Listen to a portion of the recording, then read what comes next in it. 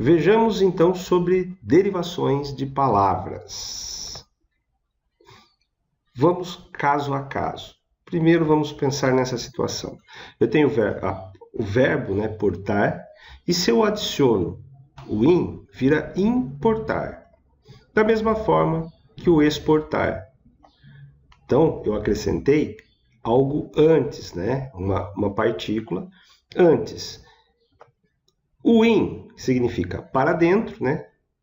E o ex, para fora.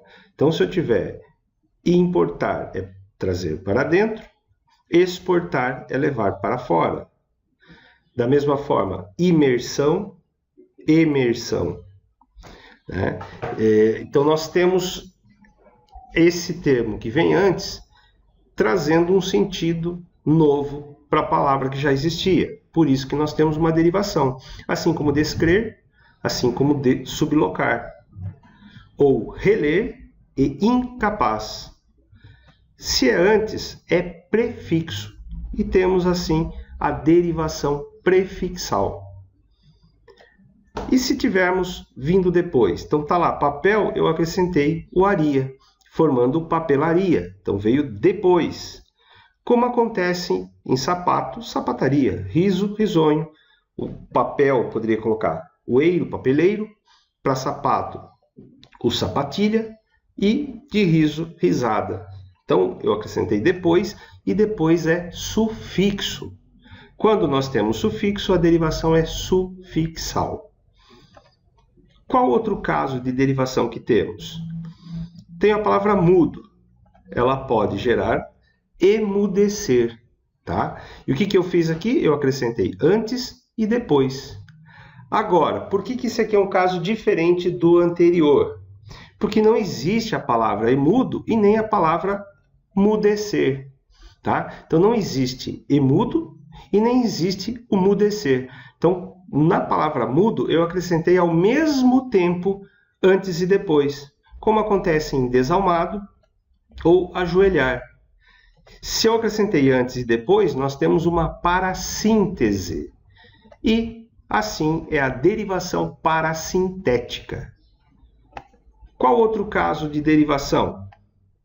Tenho a palavra passa e eu junto com a palavra tempo. O que nós fizemos aqui? Nós fizemos uma composição sem perda de fonema ou grafema. Fonema é o som, grafema é aquilo que é grafado, né? A letra escrita. Então, passa tempo, não tem perda nenhuma. E mantém a mesma palavra inteira e o sentido é carregado para gerar uma nova palavra com um novo sentido. O mesmo acontece em manda-chuva. Ou em mal me quer. Todos esses casos, nós compomos uma nova palavra juntando palavras por justa posição. Por quê? Porque não tem perda. E se acontecesse no caso de aguardente, eu junto água mais ardente e forma aguardente. Também é uma composição, só que agora com perda de fonema e grafema. Eu tinha antes o último A de água e o primeiro A de ardente. Formou um só. Eu falo um A apenas e escrevo só com um A. O mesmo acontece em perna alta, perna mais alta, forma pernalta. Ou em boa hora, embora, né? Sumiu o A, o H e o O. Né? Eu juntei os dois Os, então fica embora. Esta composição, ela daí não é só juntar uma após a outra, então não é só a justa posição. Há uma aglutinação, por isso é uma composição por aglutinação. E também nós temos uma outra forma de derivação. Tem a palavra combater, e dela deriva combate. Eu diminuí a palavra, né? Assim como em abalar, forma abalo. Em botequim, forma boteco. Português, portuga. Então, em todos os casos aqui, a palavra inicial é reduzida a uma redução de palavra. Por isso que nós temos o caso de derivação regressiva.